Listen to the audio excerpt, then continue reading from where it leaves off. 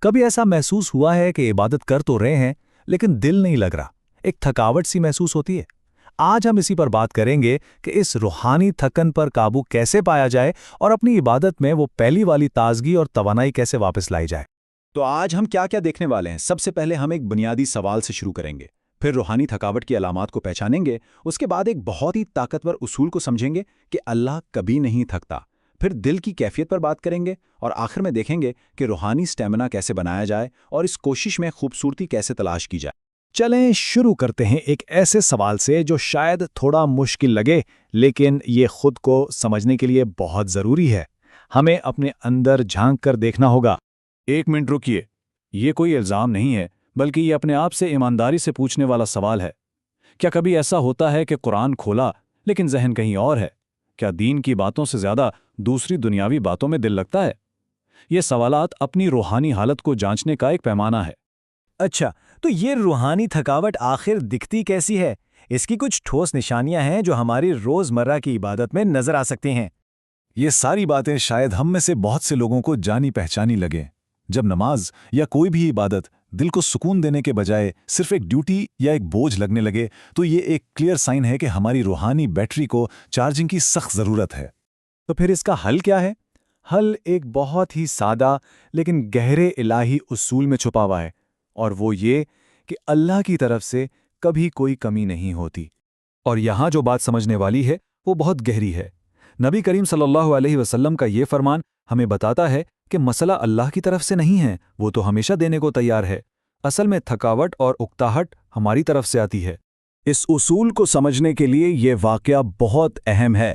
ایک صحابیہ عبادت میں اتنی مشقت کر رہی تھیں کہ انہیں رات کو کھڑے ہو کر نماز پڑھنے کے لیے رسی کا سہارا لینا پڑتا تھا۔ اب نبی کریم صلی اللہ علیہ وسلم کا جواب دیکھیں۔ وہ اس انتہائی مشقت سے خوش نہیں ہوئے، بلکہ انہوں نے کہا کہ اسے ہٹاؤ۔ اللہ کو وہ عمل پسند ہے جو ہمیشہ کیا جائے، چاہے تھوڑا ہی کیوں نہ ہو۔ مقصد خود کو تھکا کر ختم کر دینا نہیں ہے۔ اور یہ دیکھیں کتنی زبردست بات ہے۔ نبی کریم صلی اللہ علیہ وسلم نے ایک ہی اصول، اللہ نہیں تھکتا جب تک تم نہ تھک جاؤ، دو بالکل مختلف صورتحال میں استعمال کیا۔ ایک طرف عبادت میں زیادتی کرنے والے کو روکا اور دوسری طرف گناہوں سے مایوس شخص کو امید دلائی۔ پیغام صاف ہے، اللہ نہ اجر دینے سے تھکتا ہے اور نہ ہی معاف کرنے سے۔ تو اب ہمیں یہ سمجھنا ہے کہ سارا کھیل صرف ظاہری اعمال کا نہیں ہے، بلکہ اس سے کہیں زیادہ اہم ہماری اندرونی کیفیت، ہمارے دل کی نیت ہے۔ قرآن میں منافق کی ایک نشانی یہ بتائی گئی ہے کہ اس کے اعمال کا مقصد اللہ کو راضی کرنا نہیں بلکہ لوگوں کو دکھانا ہوتا ہے۔ تو اصل چیز دل کا خلوص ہے۔ دیکھیں، ایک مخلص انسان نماز میں سکون اور ٹھنڈک محسوس کرتا ہے، جیسے نبی کریم صلی اللہ علیہ وسلم فرماتے تھے، اے بلال، نماز قائم کرو اور ہمیں اس سے راحت پہنچاؤ۔ لیکن جس کا دل حاضر نہ ہو، وہ اس سے ایک بوجھ سمجھ کر بس جلدی سے ختم کرنا چاہتا ہے۔ اور قرآن اس کیفیت کو کتنے واضح الفاظ میں بیان کرتا ہے۔ یہ آیت بالکل اس شخص کی تصویر کھینچتی ہے جس کا دل عبادت میں نہیں ہوتا۔ ان کا سستی سے کھڑا ہونا اور لوگوں کو دکھانا، یہ سب ان کی اندرونی حالت کا پتہ دیتا ہے۔ تو اب سوال یہ ہے کہ اس سستی اور تھکاوٹ سے نکلیں کیسے؟ اس روحانی سٹیمنا کو بنایا کیسے جائے؟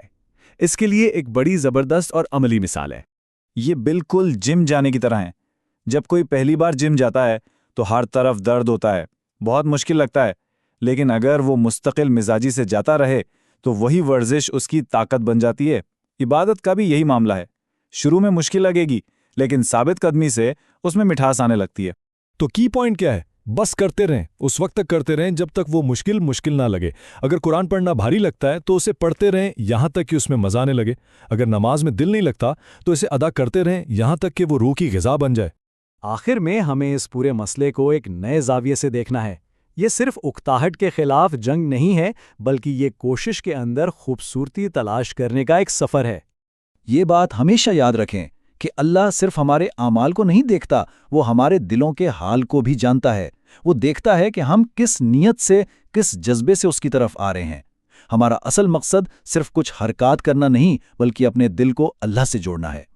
اور ہم آپ کو اسی سوال کے ساتھ چھوڑے جاتے ہیں، وہ کیا چیز ہے کہ جہاں دوسروں کو صرف تھکاوٹ اور اکتاہٹ ملتی ہے، وہیں ایک مومن کو توانائی اور خوبصورتی مل جاتی ہے؟ اس کا جواب اللہ کے ساتھ ایک سچے تعلق اور مستقل کوشش میں ہی چھپا ہے۔